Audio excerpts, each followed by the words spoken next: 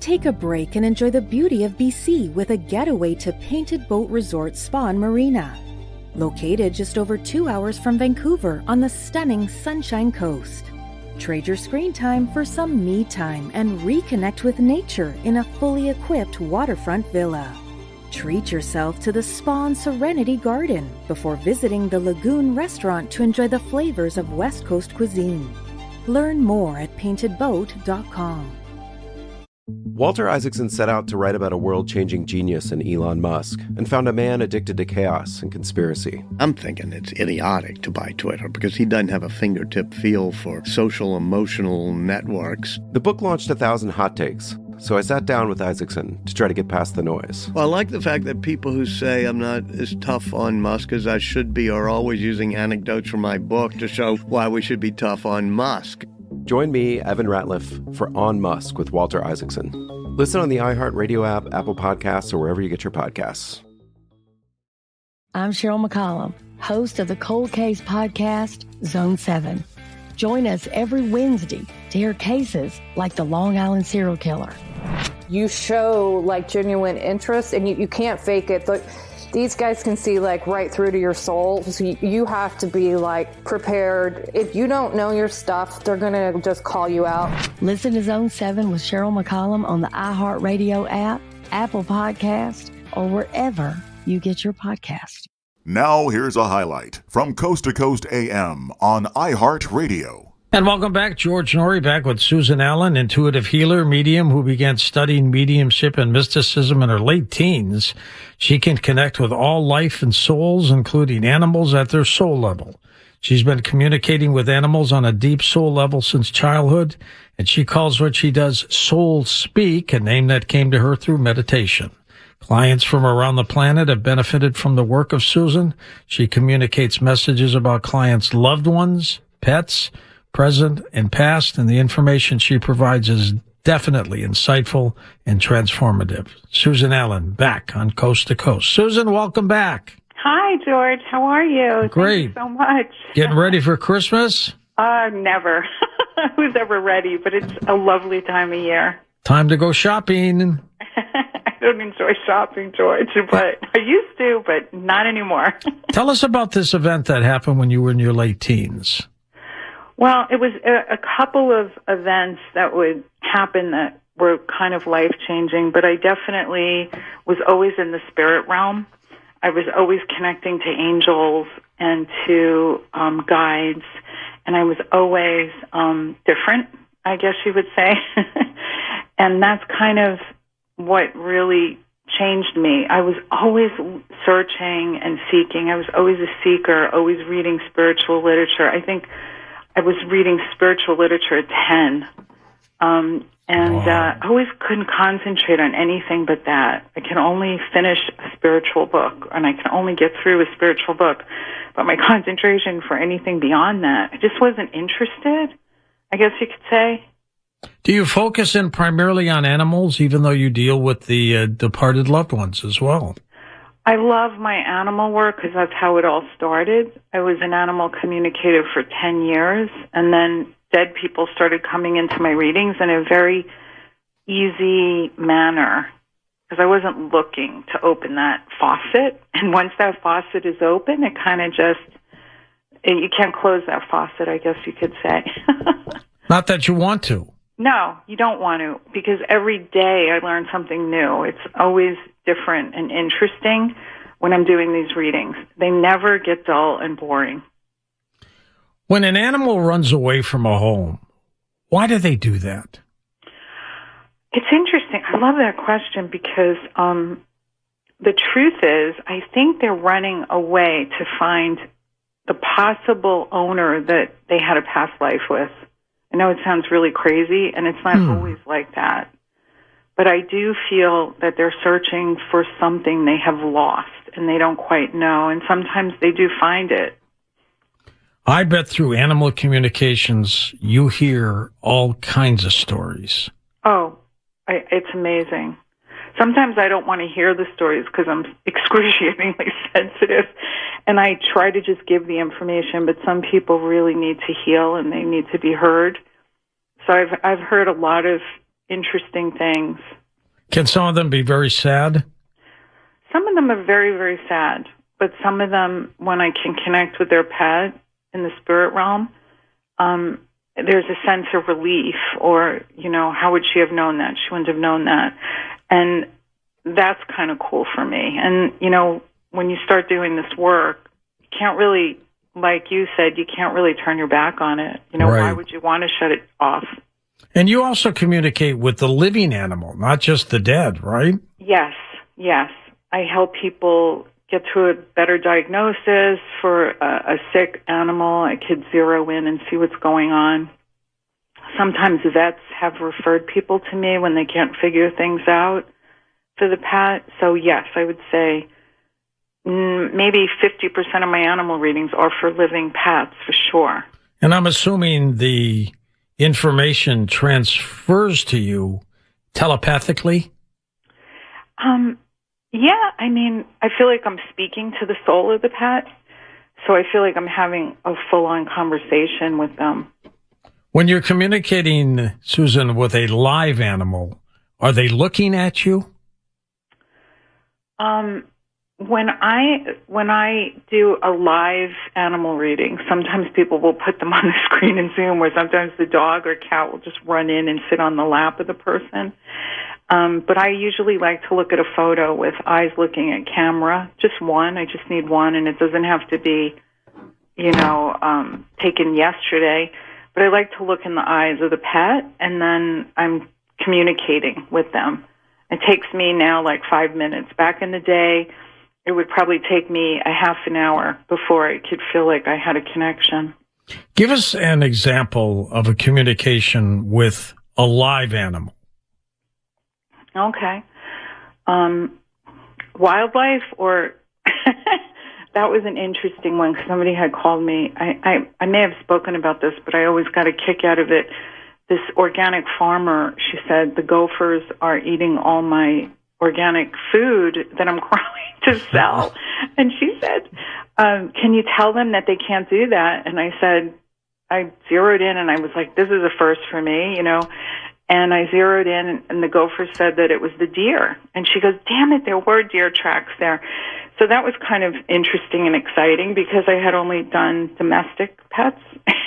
She was blaming the gophers, and the deer were doing it. Exactly. That's funny. I know. I love that story. That's a fun one. Now, what about a story of an animal that had passed on that came back to you? And why would they come back to you? To me, they would only talk to me because the owner would have hired me to do that. They're not gonna come and talk to me just out of the blue. Oh, they just don't pop up like a spirit does, right? No. And I have so many boundaries with the spirit world. Like, they're like puppies. You have to teach them and train them. You can't wake me up at night. You got to go to this side of the room. All right. So your animal communication with the animal that has departed is primarily from the owner who wants to connect with that animal. Yeah, like they'll call me and we'll set up an appointment, and I'll, look at a picture, and I'll do a little opening meditation, and I'm off and running. The one that I think the most interesting current one was a gentleman that called me, that heard me on your show the last time we were on together, and his dog had passed, and he was really bereft about it. It was like his kid, and he had said to me, can you tell me if he's with anyone in the spirit world? And I said, he told me he's with his mom. And the man said, no, that's not true. His mother is still living. And he had called the breeder after we got off the phone, and the mother had passed 1 hour before the reading. So, and he sent me an email about that, and I thought that was really interesting. That was, that's kind of like the things that I love about the spirit world, is they don't lie to us. They're not there to lie. They're there to help us move on from grief, from a death, make us know that, these animals are taken care of in heaven. And usually they're being taken care of by your loved one. This holiday season at Freedom Mobile, get a nationwide unlimited plan on our growing 5G network for just $34 a month for 24 months when you bring your own phone. So yeah, saving is part of the holiday spirit too. Conditions apply. Learn more at freedommobile.ca. When Walter Isaacson set out to write his biography of Elon Musk, he believed he was taking on a world-changing figure. That night, he was deciding whether or not to allow Starlink to be enabled to allow a sneak attack on Crimea. What he got was a subject who also sowed chaos and conspiracy. I'm thinking it's idiotic to buy Twitter because he doesn't have a fingertip feel for social emotional networks. And when I sat down with Isaacson 5 weeks ago, he told me how he captured it all. They have cans of spray paint, and they're just putting big X's on machines, and it's almost like kids playing on the playground. Just chews them up left, right, and center. And then, like Dr. Jekyll and Mr. Hyde, he doesn't even remember it. Getting to Mars doesn't excuse being a total...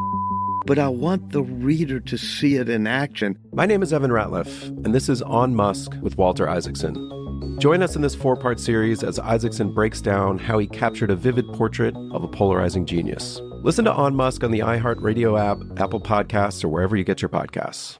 I'm Cheryl McCollum, host of the Cold Case podcast, Zone 7. Join us every Wednesday to hear cases like the Long Island serial killer. Hear Carrie Rawson, daughter of the notorious serial killer BTK, weigh in on the accused Long Island serial killer's children. You show like genuine interest, and you can't fake it. But these guys can see like right through to your soul. So you have to be like walled off, prepared, and if you don't know your stuff, they're gonna just call you out, and they're gonna be like, nope, I'm talking to somebody else, I'm not talking to you. Hear great insight from one of New York City's finest, Detective Joe Jackalone, a cold case expert. You know as well as I do, cops weren't even aware of it back then, so they're going to have some difficulty putting those cases together unless, of course, he confesses. Listen to Zone 7 with Cheryl McCollum on the iHeartRadio app, Apple Podcast, or wherever you get your podcast. You talked about reincarnation of an animal. Does a human ever reincarnate as an animal, or do they? Yeah, they love do? That. Yeah, that's a great question, because I learn as I go with this. I really do. And one of the beginning readings I had like 18 years ago was with a neighbor. I was talking to her dog, and he said, I was her dad in a previous life, and I said to her, this is odd, but he's telling me that he was your dad. And she said, oh, we totally believe that. I'm a Buddhist, and we believe that a person will incarnate at least once as a dog, and it's the existence of the soul. And I was like, wow, I always learn through this. I always learn something new. When you communicate with an animal that has passed away, how do you establish contact with them? How does it come to you? So let's say owner comes to you and say, I want to get a hold of my dog Fido. Then what happens? I start giving them indications of them being there. I'll say he's with this person. I wish I could do a reading for you right now, but we're going to get to that later. Well, you'll be doing many, believe me. Yeah. It's all so different. Like everybody gets, and it's for me, it's unique. It never gets boring. Like I said before, sometimes a parent will come through and I'll say, she's here, and she says your dog is eating too many of X, Y, and Z, and the owner will maybe say, oh, I fed that to them when they were here. So it was like, it's just a validation. Like as in any mediumship would be, this is an animal mediumship. We think of cats and dogs primarily for communication, but does a pet turtle, a hamster, a fish, yes, do they communicate with you too? Yes, absolutely. I remember my chiropractor called me and said, this frog is attacking the fish, and I thought it was odd they had a frog and a fish in the same... Yeah, you don't want to mix those up. No, you don't. And I thought that was odd, and I said... I don't remember what I said. I think I said the frog is fighting with the fish and X, Y, and Z, and they immediately took they removed the fish from the frog. I thought that was really odd. I've talked to hamsters, rats, gophers, all kinds of animals communicate.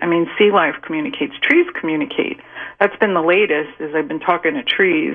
You're a tree hugger. I'm a tree hugger. Totally. The thing with the trees is that they can take anything because they transmute it. So anything that you're feeling that is not great, or if you need to get rid of energy or dispel energy, a tree can take anything because it goes right back into the earth.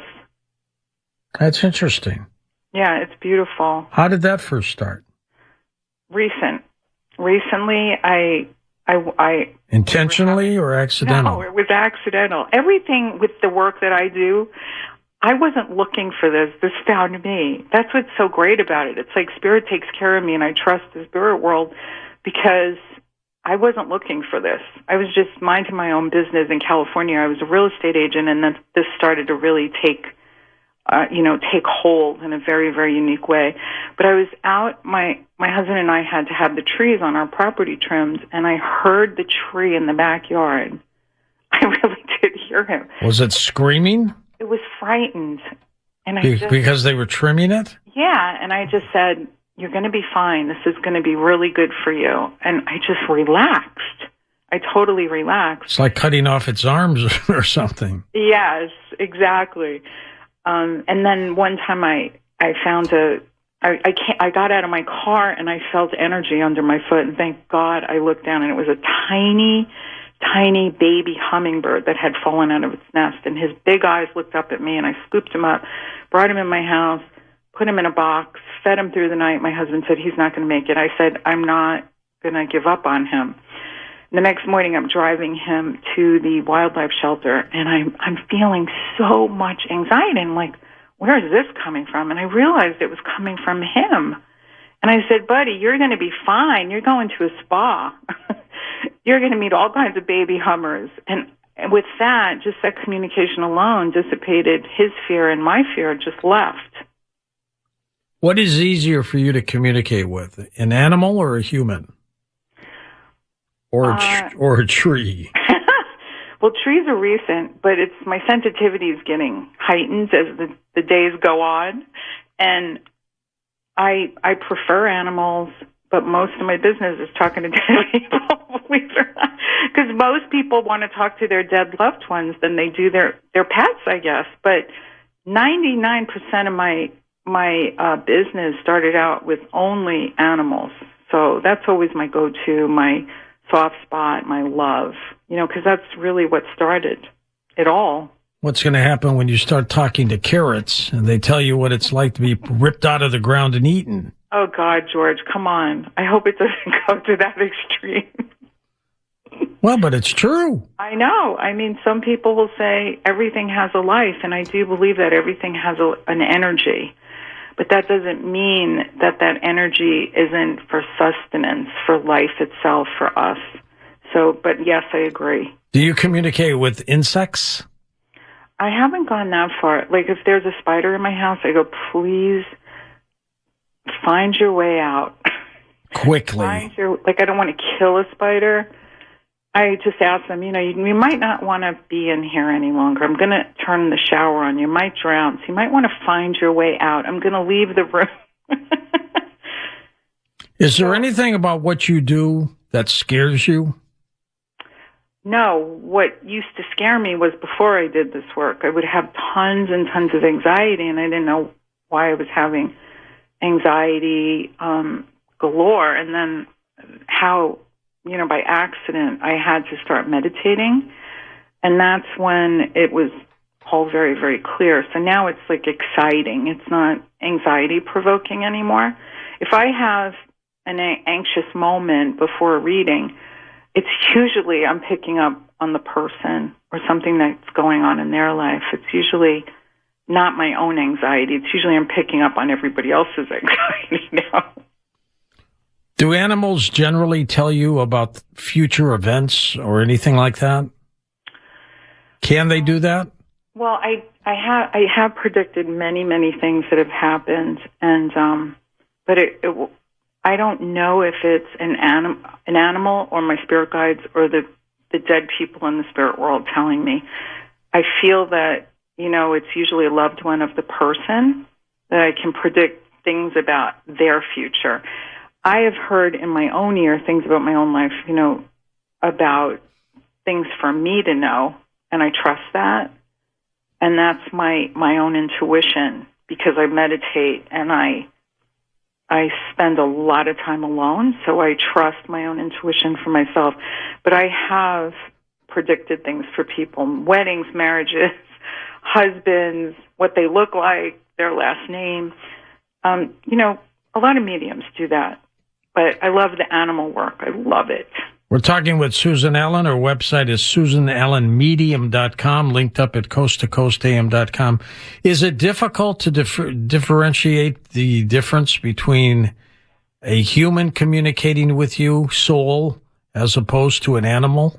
Great question. I got that question once by another medium. She said, "Are you sure you're not talking to the dead person holding the animal in the spirit world?" And I said, "No, because the first 10 years of my business, I was just talking to the soul of the pet." So I do know when an animal comes in that they're usually there to talk to me. And people will say, "I just want to talk to my pet." And that's fine. I do just talk to their pet. And I always say, "Do you want to hear from any dead people if they come in?" Because sometimes they will come in, and most of my clients will say, "Yes, I do," because they don't really come in unless there's a message. Sometimes they just come in and say, "Hey, I'm just here to say hi. They're doing great work. I'm noticing their light. Keep going." But most of the time, it's usually for a particular reason when somebody will come in for somebody else. It's not that often where a pet passes away at home. Generally, they die at a vet's office. They're euthanized, right? It's, yes. We do have a tendency to, as a culture, to not want to have an animal suffer. And probably the biggest calls I get are the ones with people thinking they did the wrong thing. They don't tell me that before the reading, but the animal will come in and assure them that they're really in a good place and they're happy and they could breathe again or walk again, or this is who they're with in the spirit world. They usually do come in with closure for the person, because it's really hard when we euthanize our pets. I think that's part of the most difficult thing, is people second-guess themselves, question themselves, especially when they have a really amazing bond with their animal. And it's hard not to, when you live with an animal for the length of the animal's life, not to have that incredible bond. Listen to more Coast to Coast AM every weeknight at 1 a.m. Eastern, and go to coasttocoastam.com for more.